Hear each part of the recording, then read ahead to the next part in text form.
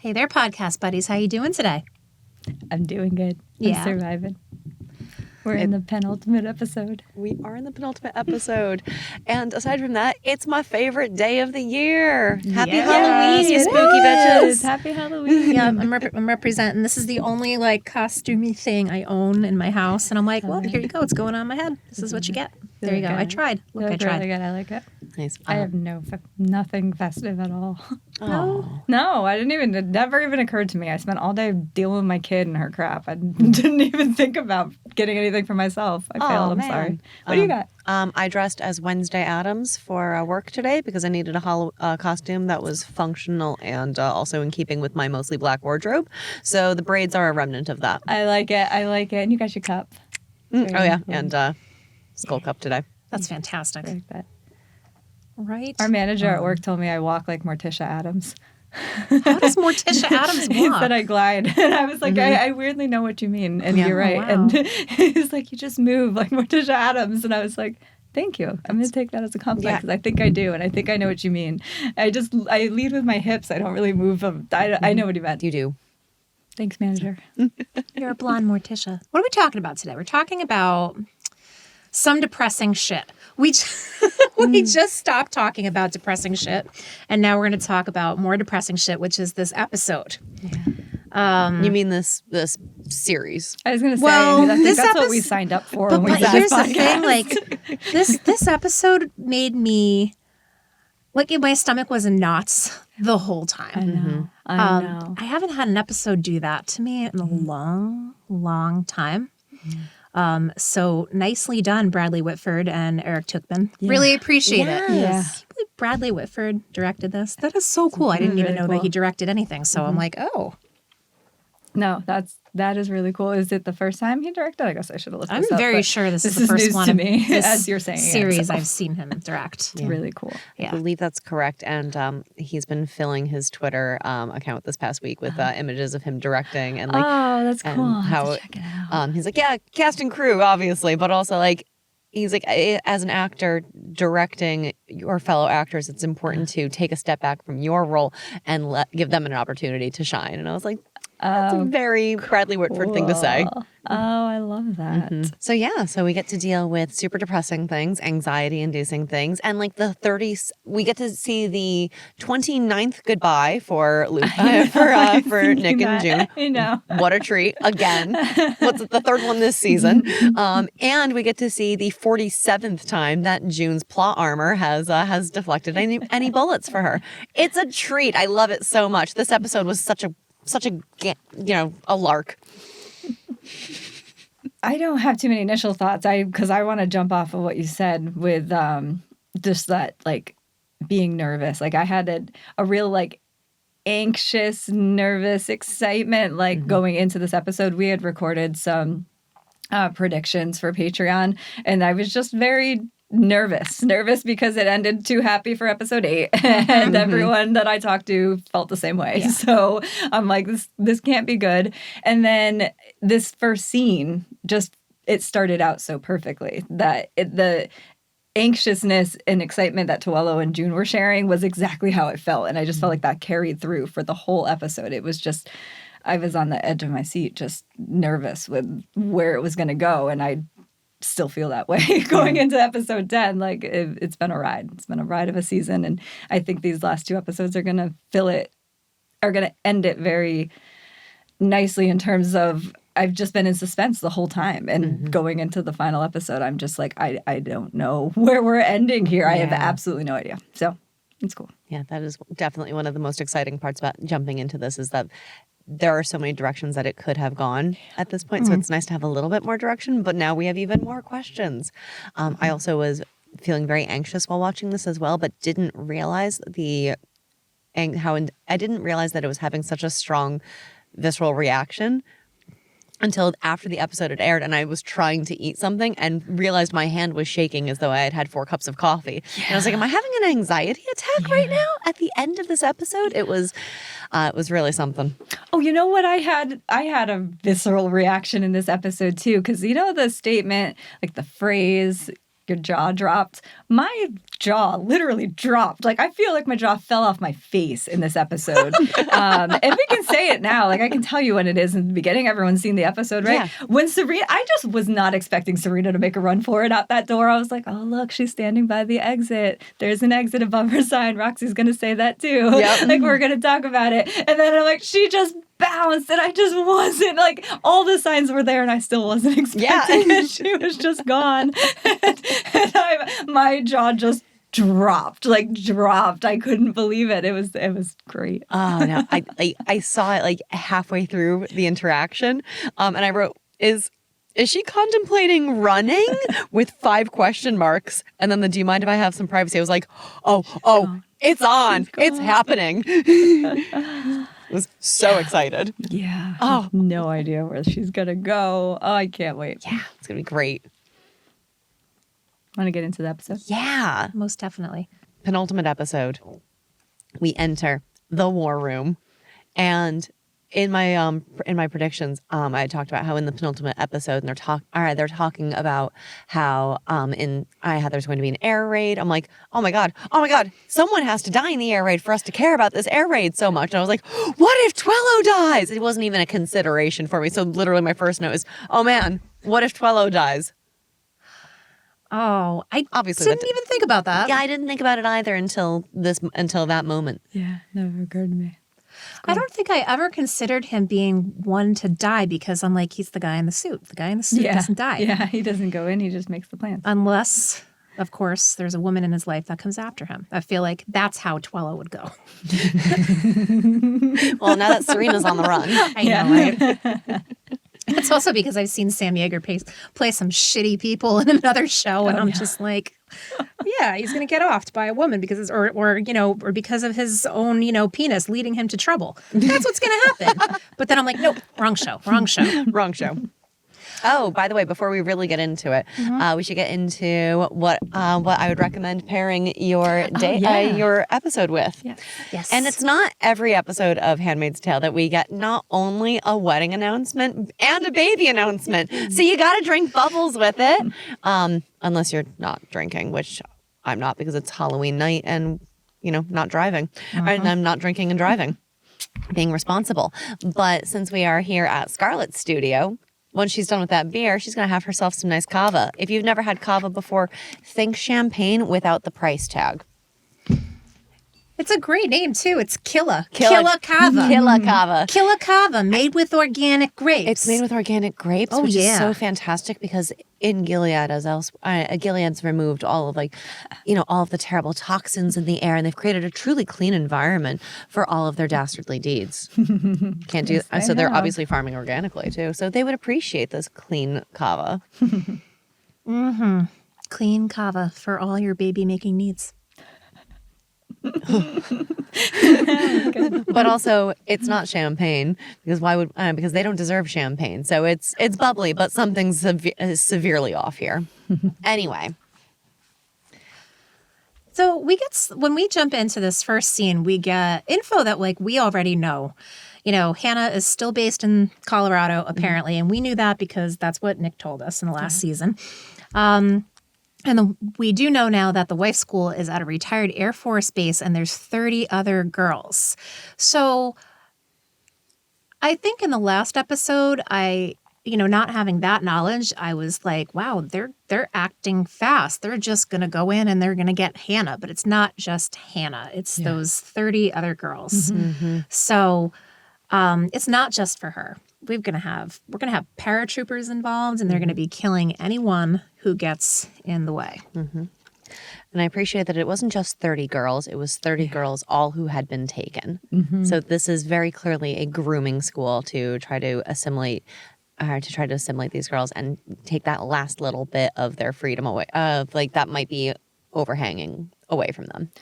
Oh. That makes sense. That's not how I understood that, but that makes more sense than what I understood. I thought he was just saying they were only going to take the 30 girls that they had identified as being stolen so that there wasn't any political ramifications of you just came in and took our kids. It's like, no, we're taking back our kids. Oh, okay. I may have misunderstood it then. But it could have been because, I mean, just would have been hard to, but they did know their names and they were an elite unit. Because I was thinking like it just would be difficult to pick the 30 out that were the specific kids. But they did say they know it's Hannah and she, answers by Agnes. And so I guess they were just going to go in and find these 30 specific kids, I guess.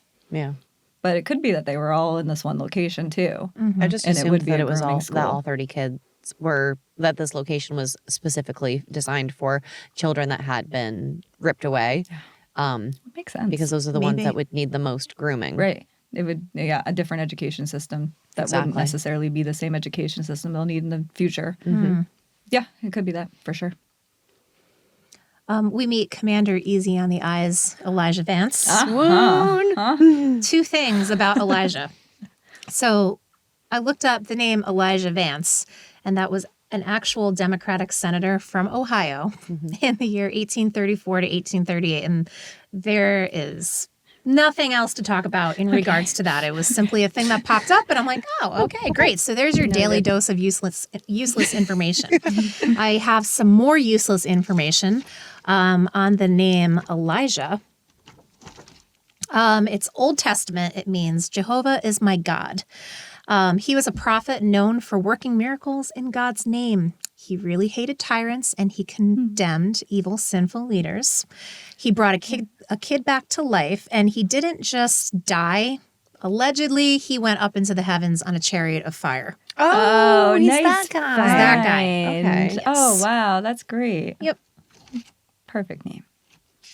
Absolutely. I did love the line about my plan is to bring your daughter home and then go home to mine. Yeah. Which is, of course, foreshadowing. Yeah, we know he's not going home to anybody. As soon as he said that, I was like, it's been nice seeing you. It's been nice knowing you. I know. I didn't like that line. That was not at definitely ominous. And it came off on the heels of Tuello saying that they'll kill anyone who gets in their way. Yeah. And it just reminded me, it's just so in Gilead as elsewhere. It's that ruthlessness. It's kind of that mentality that got us into that mess. Like, that's what Fred was pitching to Serena with the 3 separate bombings of he says there will be so much pain, and it's Serena that says there's already so much pain. It just felt that same way of in Gilead as elsewhere. It just felt to me so unabashedly American. Yes. Yeah. Like, you can take the Americans out of the country, but you can't take the country out of the Americans. Yeah. Like, it was just...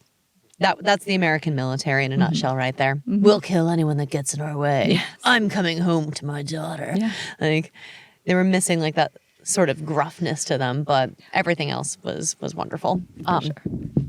June looked so much more at home in this environment than Luke. Luke was shaking Vance's hand. It's an honor to meet you. And June just, Commander. She's used to dealing with authority figures. She's used to having to work with these authority figures. And these authority figures that June has worked with have been, they run the gamut from people like Elijah Vance to people that do some really nefarious shit. So she's just very at home in this, just direct communication of how are we going to get shit done. And Luke gives her some respect towards the end because they're told to go home. And she's like, no. And you're telling me there's going to be a live feed of this and I'm not allowed to watch? Absolutely not. And she reminds him of who got them the info that they're using to begin with. And Tuello Caves. And Luke was like, yeah. Nice. Yeah. Yeah, that's my lady. That look of respect was there even earlier when Elijah Vance was saying to her, he says, you've done some pretty incredible things yourself, Miss Osborne. And you're right, Roxy, that Luke was kind of beside himself with the whole situation, whereas June just looked more at home. And then when Elijah said that to him, the look that Luke gave June was so great, because it was like for all the issues that everyone has with him being like, that's my wife, like the look he gave was like, that's my wife. But he was proud. He was proud that she was on the same level as this commander. Like I liked the look he gave her. I thought it was really cool. I did too. Yeah. And I didn't want to bring it up because I know I'm always like, yay, Team Luke. But I saw that and I was like, that was the most subtle way of, we all are all of a certain age and we remember that picture of Will Smith like standing aside and being like, posing like to direct the attention towards Jada Pinkett Smith in her amazing dress. That for me, like that smile was Luke doing the same. I'm just like, that's my wife. Yeah. Like, yes. Like kind of like wanting to hype her up and wanting to show, like just be like, this human is amazing. Yes. Like that was that look of respect. Yeah, I totally saw that. That's my girl. She's a badass. Yeah. And I love how, with June knowing so much of the situation and being so kind of like at home with all these different personalities and the situation being so tense, she also knows what it's like for what it's going to be like for Hannah to be on the other side and to be on that situation as something like that is going down. And I just really like that she wanted to inject the humanity back into the situation. Absolutely. It's very June of her. Yeah. Though we did get the Discord music a little bit on their car ride back. Luke was white knuckling that steering wheel the whole time. Oh, man. And that was definitely, the tension was thick. It was, you know, that variety of doom music that we've come to know and love makes you real uncomfortable. And it's also real appropriate too, because we go from doom music to Serena's smiling face. I'm like, wow, it's so appropriate. We go from doom music to doom meals. It's perfect. It was a great transition. Also, before we transition into that scene, Bradley Whitford had a beautiful shot of Luke and June. Before they get into the car, it's like their silhouette, but they're holding hands. It almost looks like a heart. And it's right underneath the American flag. And it was just such a great shot. And then they're in the car. But, Oh, I missed that. I like it. really cool. Yeah, it was a beautiful shot. Shall we go to the Gilead Propaganda Center? Yeah. Yeah, so you know that photo shoot with Serena and Noah, and you hear Alanis barking in the background of like, no, turn him, little angle. Oh, that's perfect. That's perfect. This has to be perfection. Like she is just a ball of angry chaos. She's like a cat someone dropped in a bathtub. Oh, wow.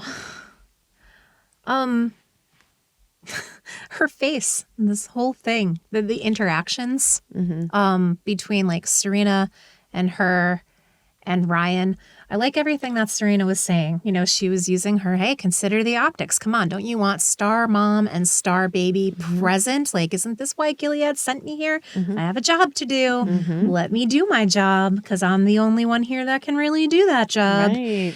And My Alanis's husband doesn't face. answer to the Gilead commanders. Oh, I'm sorry. Yeah, who the fuck does he answer to then? I know. Right. That's what I wanted to know. I'm I like, wanna know more about that. Who does he answer to exactly?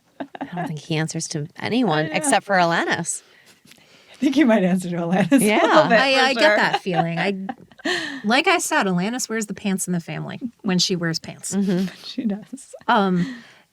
She's like very taken aback when Serena challenges her. And I think it's funny because right around the same time that she's, you know, bristling because Serena is challenging her and what she wants, you also hear the sound of this baby crying. And you could tell by her face, it looks like somebody poured glass in her ears. Like Alanis just, like it just goes up her back. I can feel it. And I know, I get it. Like I've put many a baby down for a nap and like when they cry, you just, oh God, it like shoots up your fucking spine. Like you thought you had a break and you don't. But come on, Alanis. We know that you're not taking care of this baby except for a prop. You've got Martha's. You've got Serena to feed her. I'm sure you're getting a like absolute cake night's sleep. Like just shut up. Seriously. But she really, and she does my favorite thing too. She really likes to give breastfeeding advice. And that's my absolute favorite thing ever. When people without kids give breastfeeding advice. That's the thing that happens. It's amazing. See, I would recommend not giving advice about breastfeeding as someone who's never breastfed before. One would think. That's one the would most think. sound breastfeeding advice a non-breastfeeder can give. I would take it one step further. And even if you have breastfed, I don't think I want your opinions on breastfeeding. Right. Yeah, that too. Yeah. Keep it to yourself. I'll ask you if I have questions. Yep. But yeah, so Alanis thinks it's more important that she thinks that Noah's missing his bottle. Yeah, he's just missing that bottle. Yeah, no, that's not remotely a a thing. No. No, okay, great. I didn't think so. It was like that, but reading that, I was like, hearing that, I was like, that seems suspect. I mean, my kid would have missed the bottle because it's where she got the food because she never latched. So, like, yeah, I mean, theoretically a thing. In this situation, no. Alanis does not know what she's talking about. Boy, she's going to hate it in a couple months when Serena, like, goes to nurse and the kid turns around and starts, like, clapping his hands and, like, smiling. Because he's like, boobs! Food! Yes! Yeah. But he likes his bottle better. Sure he does. Yeah, of course he does. I know. She says, my smart boy won't get confused. Oh, that made me crazy. I know My it made smart Serena boy. crazy. My smart My boy. smart boy. Yeah, and you see it all over Serena's face at that moment that she understands entirely. Oh no, this is not a caretaker situation. They are stealing my child. Yeah. They're absolutely going to steal my child. And Serena starts with a very strong and assertive Mrs. Wheeler, as though she is going to take her to task, and then remembers that that is not the way to go about this, and then just peters off and says, certainly. And then Alanis, please just punch with herself. Just scuttles away because she won the fight. She may have won the battle, but she will not win the war with Serena. No one wins war with Serena except for June Osborne. And then goes over and pats Noah on the head. You miss your bottle. Oh, she's so psycho. She's so psycho. She better watch out. Serena's going to snap. I would snap at her. This isn't even my child. Right? Oh, my God. In this episode, what was really interesting, it's pretty cool to watch, was Serena has to restrain constantly. And you know who else has to restrain in this episode is Naomi. And we're so used to seeing June have to do it. It's like season after season of June just having to like stifle down any of her own thoughts and words and play this role. And we haven't had to see it as much with Serena and Naomi because they've sat so pretty at the top. And it was fun to watch them like literally gulping back their thoughts because they can't say them. And this was the first time you see it with Serena of like stifling away what she really wants to say to Mrs. Wheeler and being like, certainly, I'll pump. I enjoyed it. And then I loved when Serena goes to pick up the baby because he wasn't even hungry. He just wanted to be held by his mother. She didn't even feed him. She picked him up and he quieted, and it was cool. Also, I thought I liked the look on Serena's face as she, I felt like I was trying to figure out what she was thinking there. And then based on like her moves for the rest of the episode, it just kind of felt like she was just contemplating what June would be doing in this situation as she was like, I'm so fucked. And she was like, all right, what am I going to do? It made me think, what would June do? Which made me think of those bracelets that were very big in my childhood. I was also thinking of those, yes. Oh, the what would Jesus do? Yes. It works. We can bring them back. What would June do? Oh my God, that's actually excellent. Right? I was thinking about those exact same bracelets on the car ride up here. That's just so funny. rolling through different like merch options in my head, and I was like, but how would you make it clear that it was June and not Jesus? I wonder if they make a handmade like bead. Well, speaking of Naomi having to like choke back her words and be a bit more judicious in her situations, let's cut to the weirdest like proposal of all time. This was so funny. It was amazing. So funny. Like he and Aunt Lydia are waiting, and they're waiting for someone who is 2 minutes late, and apparently it's going to be Naomi Putnam that's going to be, fashionably late.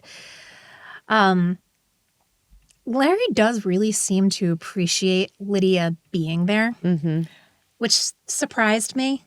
I mean, I don't know. I guess the guy just needed somebody to kind of just like hold his hand through this really awkward thing. I mean, he's obviously not a ladies' man. No. Not even a little bit. At best, he's been out of the game a long time. Yeah. And in reality, he's probably never, ever been in the game. No. Ever. I don't really know how he managed to get Eleanor to marry him, to be honest with you, after this interaction. I'm like, I don't know how he's ever made it out of his study and found a woman, period. Which making it out of the study is the key part there. But didn't Eleanor talk about how they like bonded over like the opera and the arts and like their intellectual discourses? And I mean, we know Naomi values aesthetics and face value more than any of those sort of intellectual. I mean, well, we don't know that, but she's never so much as implied or alluded to any sort of interest in intellectual discourse. Yeah, Yeah, I would that's agree true. with that statement. we have not seen anything Right. to lead us to believe so. Right. And Larry loves surrounding himself with intelligent people, which is why I think he appreciates Aunt Lydia's company and Nick's because they're both intelligent and pragmatic. And he appreciates June despite the fact that they're on completely differing sides. But like he looks at Naomi and he's like, I don't even know what to say to this person or what kind of discussion to have. So I can only just like squeak out tea. Yeah. Yeah. So. I hate tea. This conversation was so fucking weird. I just don't ever recall seeing Naomi Putnam so acquiescent and proper I know. like this. I It know. was uncomfortable to see her like this. It was uncomfortable for Larry to be acting like this. And he says, I realize this incident with your husband has left you alone with a young child, and I've considered what to do about your future. Oh, well, thank you, random dude. I'm so glad that you have figured out what to do about my future. Love it. Naomi is like, I'm going to the colonies. Oh, my God. Yeah. And I mean, rightfully so. I mean, I could understand the fear. I mean, she must think that she is instantly guilty by association for whatever her dipshit husband had done.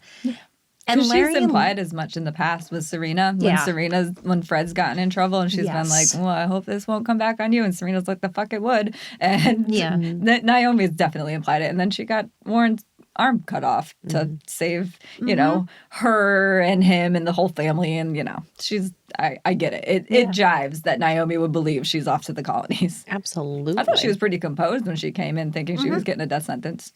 She's quite polite.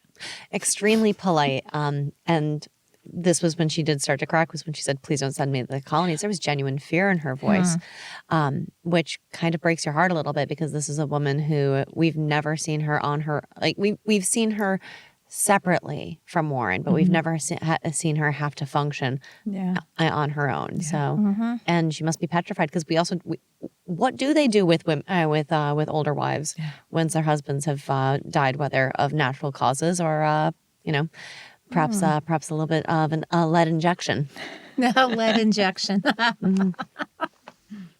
But we don't have an answer to that. And Naomi probably does. I mean, it's a safe presumption that the colonies would work because they've rehomed children in the past. They have no qualms with giving kids to proper families. So who's to say that her kid doesn't just get passed around?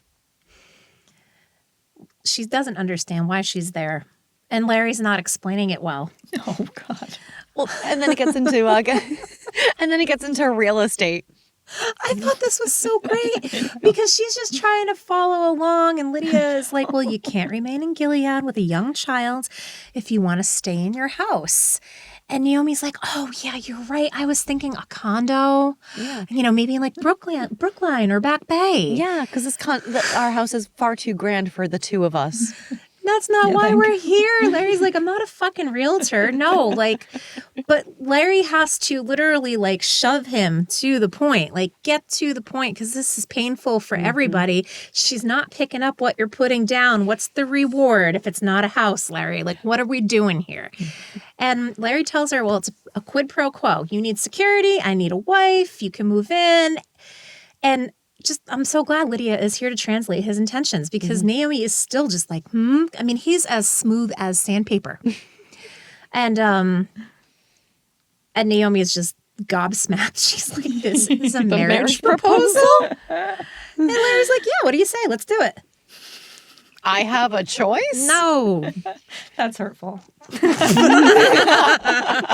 love how he looked at Lydia. Like, Lydia, she hurt my feelings. Oh, That's why I didn't want to do this. And you had her husband killed. So, you know, quid pro quo. Oh, my gosh. Well, with this, you know, Lydia is like, okay, you know, you got to think about this, but also you don't really have options here. And Naomi's like, but he had my husband killed in front of me. And then Lydia says, which he's willing to overlook. What? Oh, that's so What? Lydia. That is brilliant. Isn't that is the best. outstanding? Naomi also needs to overlook that. That's why Larry brought her. That is why because who sugarcoats an uncomfortable situation better than Lydia? Like, it's her actual job is to convince a bunch of handmaids that they're going to go get raped for like the good of the country, and they should be grateful, and this is a blessing and an honor, right? Like, this is Lydia's entire shtick, is to like sugarcoat this stuff. So this is what she did, and that's it right there. To Sarah, that was just such a great line. He'll overlook that. Love it. And I love how Larry's listening to it all, the Mrs. Wheeler style in the back. He exits and then just stands in the doorway. And I'm like, we can see you? Like, he's right there. He's still listening. I'm surprised that he cared enough to stick around. I was like, look at you having real feelings, Emotions I of guess. sorts, Because I'm sure I he doesn't guess. want this, but I'm also starting to see that he's just as uncomfortable with this whole thing as anybody else. And maybe there's like a person in there that is not dealing with that discomfort very well. He can't handle this. This is like way outside of his like social emotional skill set. Yeah. I don't think he's ready to get remarried. He has not moved on. He wants to. You know how Serena keeps saying she's a widow?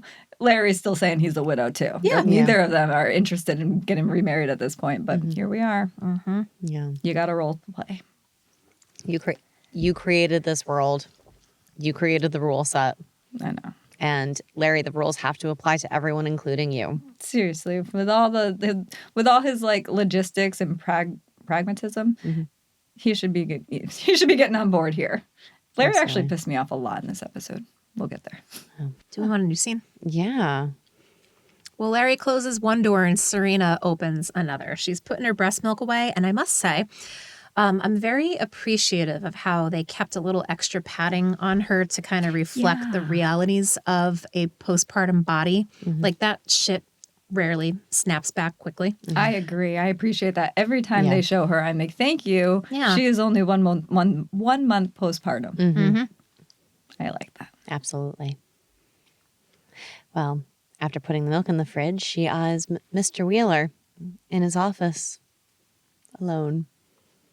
And wouldn't you know it, she is brazen and brave enough to saunter on up to that door and give it a little tap.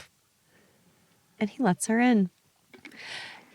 Do you think at this point that she is thinking back to, like, Fred in his office and how June must have done the same thing? I think that she was doing that. Like, I'm going to do what June must have done. She probably still thinks that June seduced him in some way or something. She probably thinks that's how that whole thing happened. Yeah. And she's like, well, I'm just going to do what I assume June did. And she goes in there to schmooze, but she lays it on like extra thick. Extra thick. And apparently, like, Wheeler doesn't want to have anything to do with her, though he does appear to have a sense of humor. Yes. Like, he made a funny, and I didn't think that he had it in him. So, yay. He made a funny of, like, you gonna shoot me? And he also called Serena on her nonsense. Like, I think you've buttered me up enough. What's on your mind?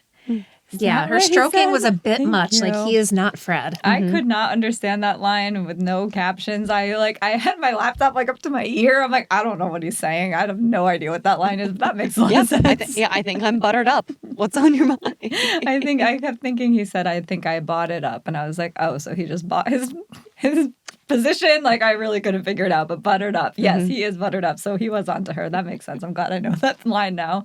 I didn't really think it was that funny what he said to her at first, because he didn't laugh and it's so uncomfortable. And I feel like he was just really enjoying making her uncomfortable, because he didn't laugh at first. He said, are you going to shoot me? And kept his face very, very serious, and then gave a very small laugh as Serena like tried to regain her footing, because like then she had to change her approach at that point. Then she's like, I'm grateful that Ezra's all right. And, continues on. But yeah, I didn't think it was that funny.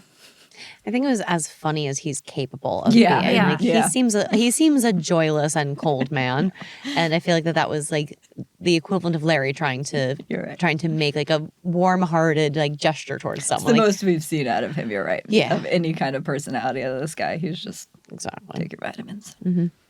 And we see it a little bit further too when Serena, it's like, I was brought here. Like we see Serena actually speaking as herself, and I was brought here specifically for this goal, and I think that I should be there as a representative. And gave a very compelling, quick little speech, and he just goes, "That's a nice pitch. I appreciate your passion for the cause. I'll consider it." Serena says, "Praise be," and he goes, "Oh yeah," which was so shades of Larry, just like, oh, we're gonna. I don't buy into this bullshit. It was definitely, I don't have time for you, woman. Yeah, And your woman things that you're concerned with. I do think you were right, Scarlett, before when you were saying that it wasn't like sexual, and the Fred similarities kind of ended with the sexuality, like it wasn't there in the same way. And I feel like Serena's picking up on that, and she's trying to shift how she could play an important role for him, because it's not sexually, like that's not what he's interested in, doesn't seem to be, and she's picking up on that. So she pitches the best that she can. Like, this is, I think, what she must have been for Fred, you know? And now she's saying, look, I can be this for you. I can help you. And he's basically like, I don't need your help. Serena, you are helping me by being in my house as my captive. Thank you. Yeah. But I did like that. She picked up on, like, I need to make myself useful to him, and this is how I can do it. Absolutely. And then she just leaned into, my role is to be a mother, because that always works with these men. Right, playing the emotional card to the emotional equivalent of cardboard. But I think he does want her to, like, play that role, if nothing else. He might not buy into it, but he likes that she's going to and has to. And has no choice but to continue to play these games. Absolutely. For his amusement. I think he's at least amused by her pleading. You know? That's accurate, yeah. He likes feeling the power. Yeah. You know what he reminds me of? It kind of like the way I always feel like Trump is Trump, right? Yeah. But what scares me more than Trump would be someone like Trump that's like smarter, better, and worse, right? Because I feel like it could happen. And I feel like that's a kind DeSantis? of like, yeah. Exactly. Even worse, like worse than that, like smarter Mitch than McConnell? that. Like, but no, he's an idiot too. Like, I mean, like no one that we've seen yet, because if we see him, we'd be in trouble. But like someone with like Ted, you know, just someone that has all the pieces. Like Trump wasn't a good politician in a lot of ways. So like he shot himself in the foot and whatever. All I'm saying is he's like half Gilead, but then half something worse, because at least Gilead, like Fred was so easy to manipulate, and I feel like this guy just wants something different. There's more. It's like what you're saying. It's just that power, and it's like face value power. He's not even hiding behind the Gilead front. Right. Yeah. And he doesn't answer to whoever. He doesn't answer to the Gilead commanders, and he scoffs at almost every single one of the Gilead placations that we've seen, which means that he's not in it for any sort of like religious piety either. Right. Yeah. He's planning a takeover of Canada. Yeah. He's gonna boy. He's gonna make it the new Gilead. That's it. Potentially. Yeah. Seems to be. Feels like it. Yep. Do we want a new scene? So the next scene, June, Luke, and Twello are at our U.S. command center that has a very like War Games feel. And I thought that this was really an interesting scene, because as it goes through and it like alternates with these images of Hannah and then June looking up at this screen, it was really beautiful. Like June's face was beautiful, and somehow where Hannah was and her face seemed to reflect like a similar like light. Similar, yeah. Yeah, and it was both settings were strangely like calming, which, you know, given what we know is about to happen, is really, really strange and off-putting, and I think made the pit in my stomach a little deeper as I was watching it. Yeah. I really like these like little clubhouses that they have the girls in. I'm not gonna lie. I want one of Cool, those. right? Yeah. Do they offer any privacy at all? Nope. Absolutely not. And I'm sure that was by That's design. right. But I really want one of those little houses complete with the fairy lights and stuff. Like, Yeah. please, I know. just It was the cutest boarding school I've ever seen. I love that little setup, but exactly right. Like that's what I jumped at me is they're conditioning these girls to have no privacy and to expect no privacy whatsoever. Like the fact that aunt was central at that central desk with their like sheer tents and like, it was that jumped out at me for sure. But I agree with you that the way that they shot Hannah and June, it just looks like it's a little June all grown up, and I feel like that must have been what they were trying to make it feel like, because like even later when she picks up that pen, it's just such a June thing, and the way she looks over her shoulder before she does it, like it just felt like she was Ace. Like I felt like I was Luke in that scene when he sees that picture of her for the first time, and he keeps just saying she's so big, like she just feels so big and so grown to me. And Scarlett, you had said earlier that like it feels like Hannah's our daughter. It feels like our daughter by the end of the series after everything we've been through. And that's just what I felt like. I felt like she was just so grown. Look at her, all grown and resolute. But yeah, it was just beautiful watching them go back and forth. And like you said, it was knowing how it turned out and how ominous it all felt the whole time. Like, I don't know why it felt so peaceful, but it did. Mm-hmm. Yeah, it was interesting for me because like you saw June like basked in this like sort of green soft light, staring up and smiling. I think because she finally had we see a moment of peace with her because she finally has a concrete place as to where Hannah is, and that's what she's been so desperate for, is that information of just like where in the actual world is my daughter. So she's just fixated looking at this spot and just whispers, "Hey, banana." I loved that moment because it was June finally having a moment of levity. Like all of this madness is going on around her, and she finally knows exactly specifically where her daughter is, which is information that she's been desperate for since leaving Gilead. And I love that Hannah remembers who she is. and she's writing. So first off, she pulls out, she's reading her, quote unquote, reading her picture Bible, which was Creepy. very funny, interesting. I had something very similar when I was a kid as well. I weirdly did too. Yeah. So That's how I know. It's where I get all my Bible information. It's from my picture book. So it's what I read. It's the only Bible I ever read. well, apparently it's all Hannah's going to be able to read as well. And then she pulls out that floral mosaic that she's been keeping tucked away. Did that floral mosaic mean anything to either of you? Like, was that something that we think that she had painted herself or drawn herself, or like? I think she probably made it herself. I thought it was interesting because it was like flowers spiraling like away and like out from the center. Mm-hmm. I'm not sure what they were. Could have been like daisies and violets and ferns and stuff. I don't know. Yeah. Didn't mean anything to me specifically other than my first thought was like, did she do it secretly because it was like tucked away and it was before she had grabbed the pen and wrote her name? So I was just wondering like, oh, was this like one of those projects? Because we do know that they do kind of have access to pens for art and drawing of some sort, especially these girls. Hannah's school would, not necessarily all the girls. Yeah. But so then I was like, oh, maybe she's just drawing, or what is she drawing? So I had nothing specifically other than we know from the Testaments, like flowers are kind of like beaten into these girls that they are little flowers. So it didn't surprise me that it was flowers. It did kind of look like a needlepoint pattern. That's what it I thought it reminded was me going to of. be too. Yeah. Oh, is that what it was? Maybe. It felt like it. Yeah, maybe it was. Probably just she's used to seeing it. Yeah, not necessarily a pattern, but I don't know, just an example for her to follow. Maybe it's like a design for one of her needlepoint projects. Yeah. Which brings me to another point with her writing her name, because at first I thought the same thing that you did of, oh my God, she remembers who she is. Mm-hmm. And surely to some extent, her writing her name, that is true. But if she hasn't written in a long time letters, if she's only presumably allowed to draw, and we're assuming that that drawing isn't illicit in the way that the writing of her name would be,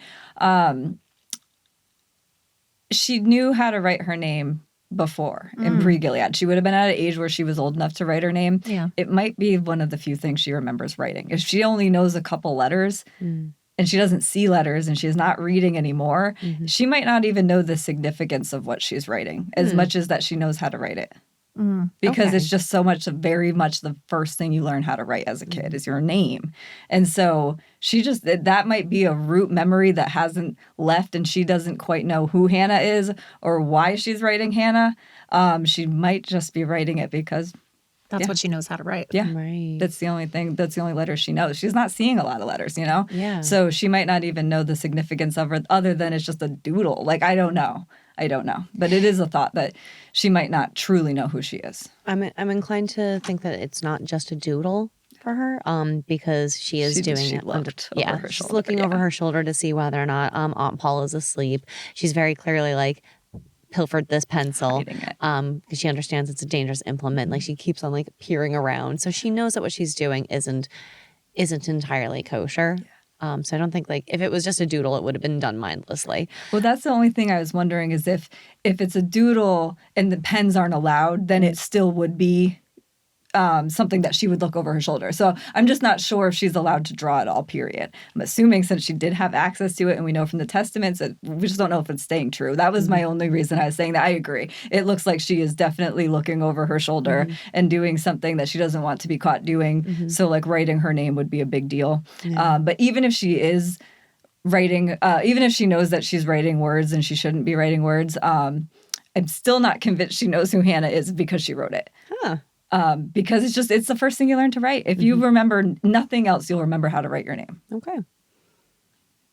But I'm wondering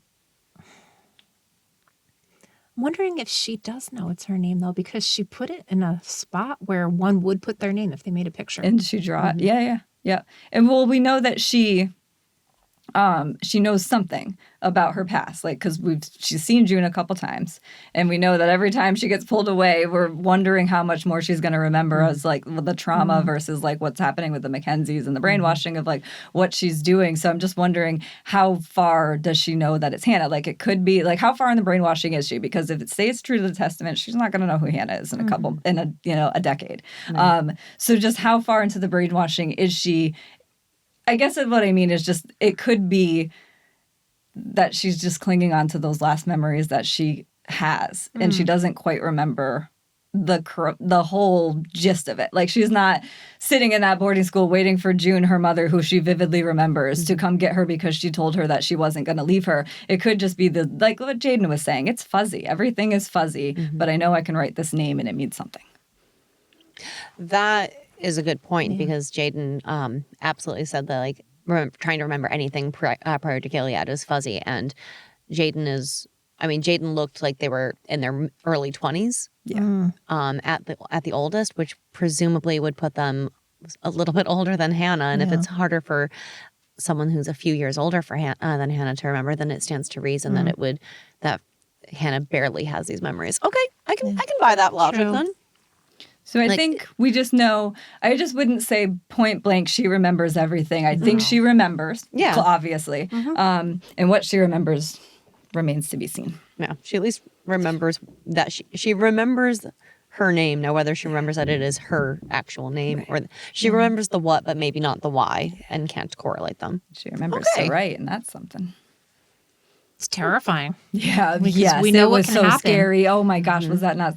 It was really scary to watch her pick up that pen, and knowing she's June's daughter, I'm like, oh god, she's gonna have to learn the hard way where boundaries are, and I don't want to see that. No. But she is also Luke's daughter, That's true. True, I mean, she might be a rule follower. potentially. That's true. And she's being raised by the Mackenzies, so who Right. knows? But she is also June's daughter. You two are right Yeah, about and I just think everything about the lacing of those two, of June and Hannah together, it just it felt like she was June's daughter. There's no denying that. Well, all of this takes a terrible turn. This is all terrible because things start happening and we're not really sure what's happening. But then you start hearing them say, get them out of here. And that's never a good sign. I mean, that's the equivalent of somebody saying that to you in the emergency room of the hospital. Nobody wants to hear those words because they never mean anything good and they, get ushered out. And then June and Luke are pacing in a hallway, not knowing anything. Yeah. I love the shot of that hallway too, because it felt so claustrophobic, and it just really works for how they must have been feeling in that moment. Because, like you said, you're ushered out of that room, and it's not good, and then you're just left in silence. And I love the scene because it's so silent. Yeah. There's no background noise. There's nothing. It's Tuello's footsteps and conversation, and that's it. And so to think of that silence as they're just sitting there waiting to find out what's happening, it's got to be excruciating. And I feel like just the shot of them, the hallway felt so small, and it was really, really effective. Yeah, it was a really well done shot. And we've seen hallway shots in the past in similar sized buildings where they managed to make the hallway look expansive and inviting. And in this, it's even just like the angle that it is shot from, where it's shot slightly from above looking down. Like it really drives the point home that they are closed in with no other way of getting information until they hear the clicking of Tuello's heels. Yeah. They could be underground too. Yeah. Which adds a level of creepiness. Well, I guess all 3 planes went down, including Commander Elijah Vance, who will not be going home to his daughter because his chariot of fire did not make it. And you cut to June, and you hear just her breathing, and it's starting to get a bit more thready. And then you just hear the buzz of the fluorescent lights, and that's the only sound. I thought that was really well done because, not only hearing that those 3 planes went down, she's not only coping with the notion of she's not getting Hannah back like she thought she was, and we had that moment of joy, and we could never have nice things in Handmaid's Tale, so we're not surprised. But now she also probably feels some burden of guilt that all of these people died just trying to get her and 30 other kids back. Yeah. I equate that electrical sound with the sound of a void. Yeah. Which, I mean, if you think about it, that's exactly what June is experiencing in her life. There is a void in her life because they cannot get her kid back. We heard that weird electrical hum when she and Luke were headed in out of no man's land into Gilead. We heard it from the electrical wires above. I feel like it just kind of represents the unknown. To me, the unknown, uncertainty, and just nothing good laying on the other side of that. You don't know what's going to be coming. Yeah. You know what it felt like to me in this scene of just the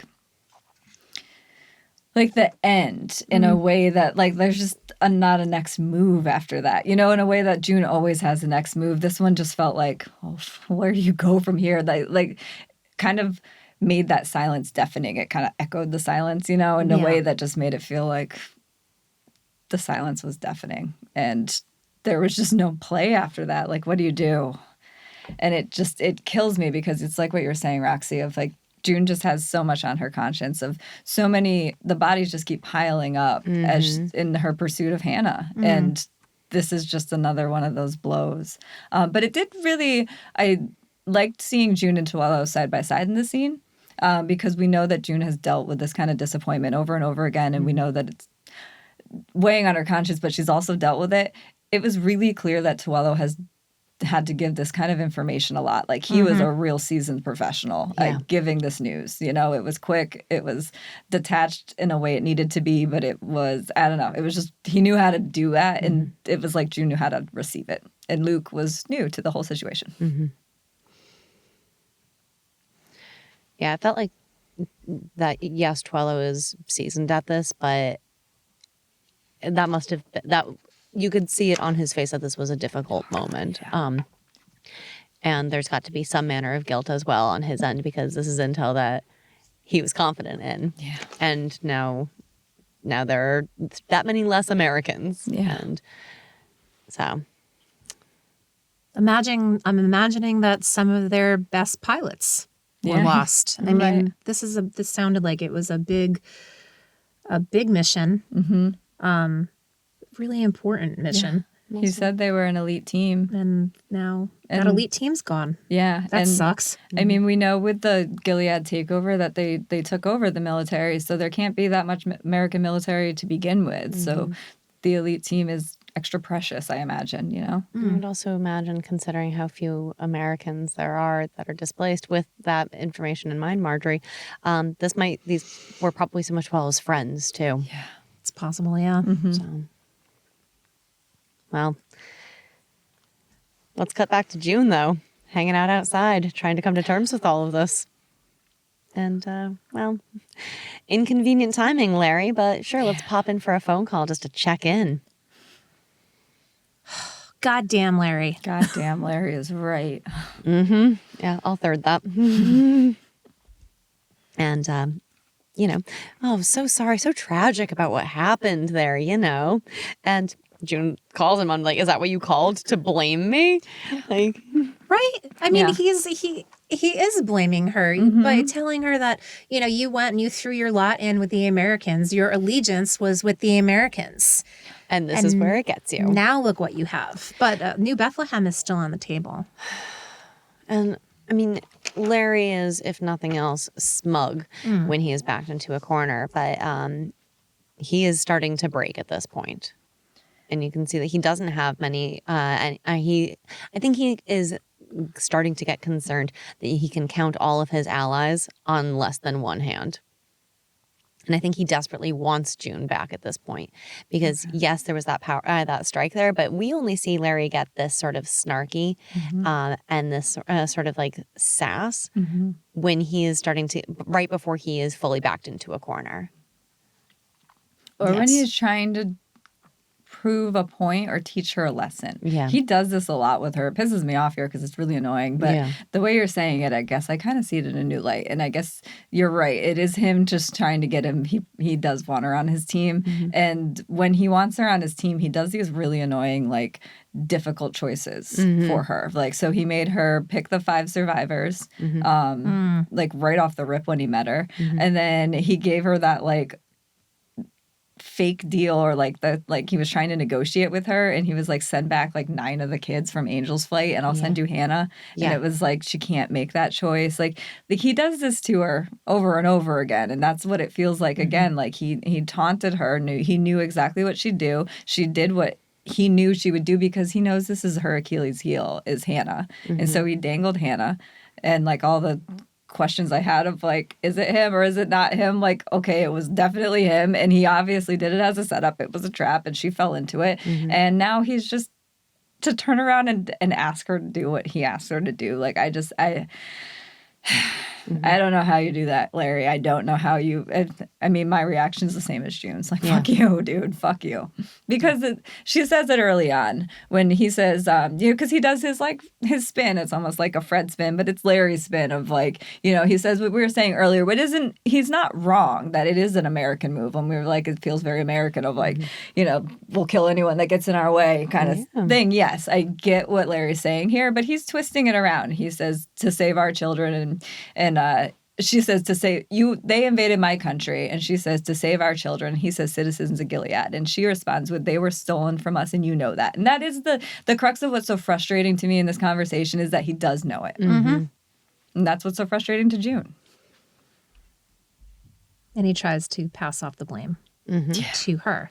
Yeah. He said something interesting. He said that Hannah is a symbol now. And I was wondering, like, okay, so could this mean that they're going to be in the future playing around with the plot when we start getting into Testaments territory? Because in the Testaments, it's baby Nicole who is the national symbol of Gilead. And since Gilead has clearly given up on getting Nicole back, is that going to be their workaround? Yeah, I think it's possible. I like that thought. For sure. Yeah. Because we haven't seen as much baby Nicole. That kind of died with Fred, right? Yeah, and Serena. So she's moved on too. Like no one seems to be concerned about baby Nicole, but we're hearing that they're real concerned about Hannah. We've seen Mackenzie's really important. And June is a symbol. So now to say that June is a symbol in the last episode, and then to say that Hannah is a symbol in the same episode and in the next episode, like that's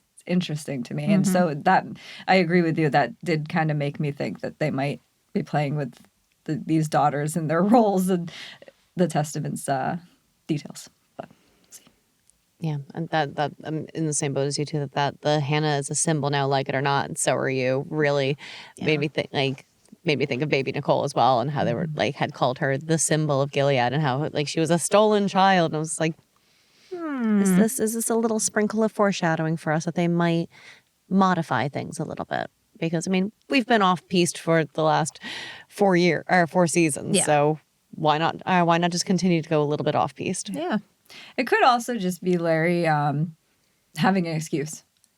Or it could just be Larry referencing that Hannah quite literally is the young face of Gilead at this point. Yeah. I mean, she did get international exposure at Fred's funeral, front and center next to Serena, who is also a symbol of Gilead. Yeah. So it might just be a declaration of fact. Yeah. Yeah. And it could be more of just like Mackenzie's got his grips on her. Mackenzie's kind of, I mean, he's got to be aware of like this Nick, Larry, June thing going on to some extent because he's super important. And then I totally forgot what I was going to say. So fuck it.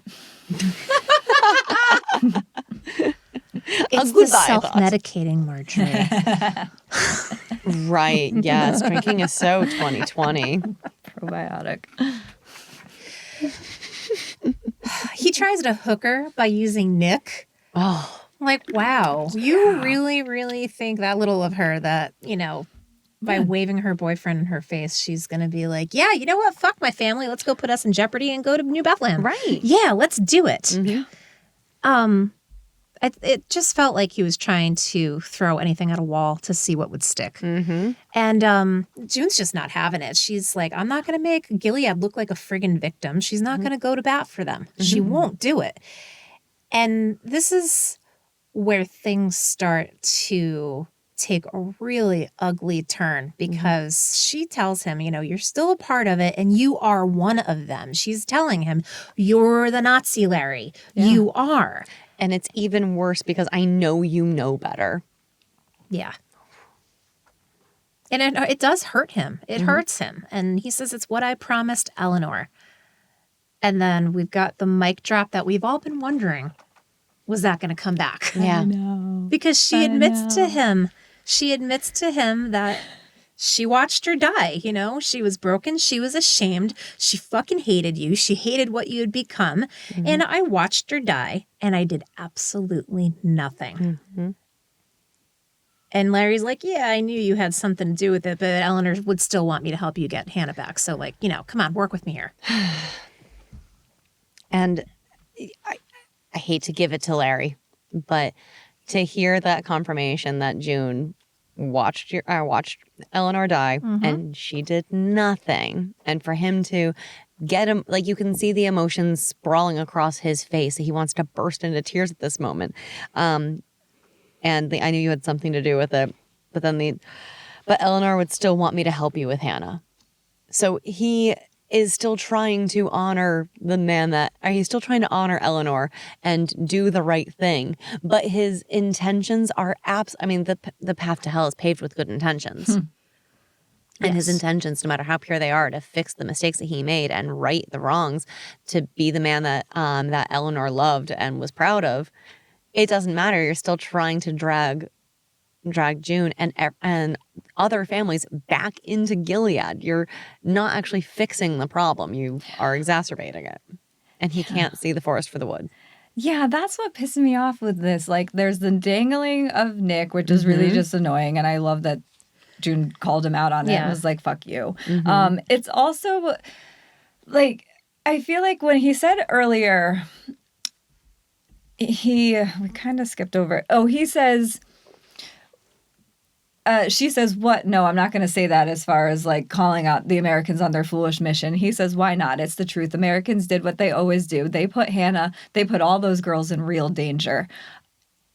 Hannah is in real danger. And the fact that he can still not acknowledge that in this conversation is really infuriating to me. And I think it's infuriating to June. And that is it. It's just so fucked up because like, if he really wanted to help June and really wanted to like honor Eleanor by helping with Hannah, he could get her out. He could. It might be the last thing he does, and he might not be able to turn Gilead around. Like he can say that he can't help Hannah and stick around with the power he has in his 400-point plan to fix it in 15 years.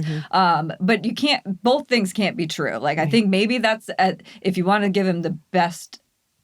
At best, his intentions are maybe to keep June happy, get her close to Hannah so that they can have some kind of life together and still continue to have the power he has to turn Gilead around. And I think he does want June on his team, but I think that's a bigger thing. I think he wants the power and he wants June back on his team more than he cares about her being reunited with Hannah. Like, I think that's kind of a cop-out, because I think if he really wanted to honor Eleanor, he would help better than he's helping. He's not helping. He's not even admitting that she's in danger. She is in danger. Just because she's not in immediate danger. She is in danger. They're trying to marry her off. And the fact that he doesn't see that, but then like he wants to, like, I don't know. I felt like it was hard for me to care at all that June gave that revelation. Not I cared. I love that we got the revelation that June was like, I did it. And he was like, I kind of thought so. Like, I appreciated that. But, like, I didn't even have any kind of, like, sympathy for him in that moment of, like, he lost this person and June could have done something about it. It's like, no. You just marched three, I don't even know how many troops were in there, but at least 3 planes, so at least 3 people, to their death for a game to prove a point with June. Like, that was what you did. Like, and to win points politically and all that other bullshit. But, like, no, I just had enough with Larry, and this whole conversation pissed me off. But it was that, like, to insinuate that the Americans put Hannah in danger as if she's not in absolute danger right now is crazy. No, it's another attempt to twist the narrative, and he's not as good at PR as Fred is, but he's really fucking trying here, and it's psychological manipulation. You're right. He is not as good, and he is just trying. That's what it is. What is that quote from season 3? We try so hard to, what was it? We try so hard to construct a humanity for someone. He says that. Yeah. Do you remember that? Yes. That's the thing, is that he's so good at big picture. I have no doubt that he would be the guy to fix all of this, but he does it at the detriment of his humanity. Yes. He it's like he is not capable of doing both. And you have to really, really push him to feel feelings and to see this. So I'm glad that it came to this, because honestly, I think that's the last place that you could go with him. It was the last thing that was left unsaid. And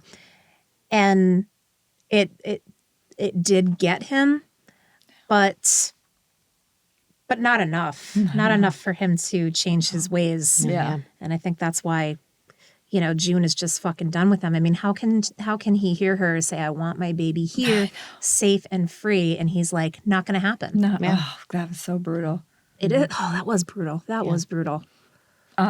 Because, well, so before that, when she gets to just like kind of unleash and say, like you said, the final unsaid things between them, it was what I was saying before of like, Serena and Naomi have to keep stifling everything in this episode. June looked at she had so much peace on her face as she was able to, you know, in the midst of like all of these terrible revelations and this horrible conversation, for her to just be able to unleash exactly what she's saying to him and not have to restrain or stifle or keep secret anything else, was at least that part of it I did really enjoy. And I like that you could see it on her face, like that she could just unleash like that. But when he said it's never going to happen, that Discord music takes over in such a real way. And it's, oh man, it's brutal for her to hear that, because like this feels like a no that she can't get around. And it makes her rage. We know that June needs options. She needs to move. She needs to take action. And this is just that there was finality in that I just think she didn't know what to do with. Yeah. You can't tell her no. No. Oh. She has that intensely gratifying, well then fuck you, raging into the phone. And then we cut to her in the garden. And we've said this before, that gardening is the endeavor of the optimist. Don't think June's feeling particularly optimistic about anything, because she starts just going to town with on all those bushes with the shovel, ripping things out with her bare hands. She is tearing this garden up in a fit of rage, which who can blame her? You know what a dumbass I am? So we've been talking about this fucking Garden of Hope all season. And she goes and starts ripping it up, and the first thing I thought she was ripping up was the persimmon tree. I was like, not the persimmon tree! Because that was like such a symbol of hope too, of her returning, and it worked. And so now for her to hear that final no, I really thought she was ripping up the persimmon tree. I went back and looked. It's not the same spot, so unless she moved it to the Garden of Hope, it is in fact just that garden she's been digging around in all day. We nailed it. We were right. That was like her way of looking to the future. That was some hope. That was her not being a pessimist. And that's the end of that gardening. We need to get her a chopping block and an axe. Punching Send her bag. outside to cut firewood. Work it all out, baby. I'm telling you, you'll feel better. So here's something. When she gets off the phone with him, she practically like crumbles the phone in her hand. Like if she could, she would. And she's clawing at herself. And it reminded me a lot of when Larry last talked to Serena, and she was practically like ripping her face off with like anger over the fact that she was going to have to go back to the Wheeler's house. He really has a way with women. So charming. Right? That necklace. What is up with that necklace? Yeah. Oh, I know. I thought the same thing. She grabbed that necklace and I couldn't think of it. I don't really, she's probably been wearing it the whole season, right? She wore it when she was wearing the white dress for Sleeping Beauty. Wasn't she wearing that? Is it like a locket or something? Maybe. Oh my gosh, is this a detail that we just completely missed? I I'm feel like there was a wondering. I lot. feel It's just been around. Yeah, I feel like she grabbed it in a way that I'm like, is that necklace something we're supposed to know about? But I don't remember anything about a locket or a necklace. I feel like I do remember something about a locket in ballet. But I don't remember the details of it.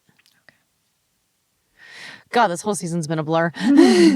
As we're going out of this scene and June is flipping out, Luke, he goes to her and he swoops her up in a big bear hug. He's not letting her go. She does not want to be held. She keeps saying, let me go, let me fucking go. And he won't. And he just keeps saying, you're going to be okay. You're going to be okay. You're going to be okay.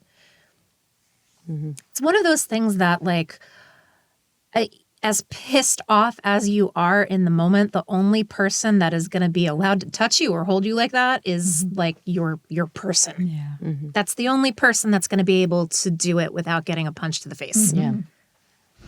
And I love that he was able to pull her out of it in that way, because we know, like, leading up to this scene in this episode, June has been the one with the sure footing. You know, she kind of knew the territory, and it was all very new to him. But this is territory that Luke knows. He knows how to feel helpless in this very yard and be told that, sorry, you're just not going to get to your child. Yeah. The end. Yeah. He is. Plant a persimmon tree. Like, that was the best consolation he could get when June got pulled back in and was at the torture chamber. Like, that's terrible. And that's it. But he understands that. So I couldn't quite hear what he was saying. I thought he was saying to her, I know, repeatedly. And it just felt like that was exactly right. He does know. He knows exactly what she feels right now. That helplessness, he understands. Yeah. I kept hearing that you're going to be okay as well.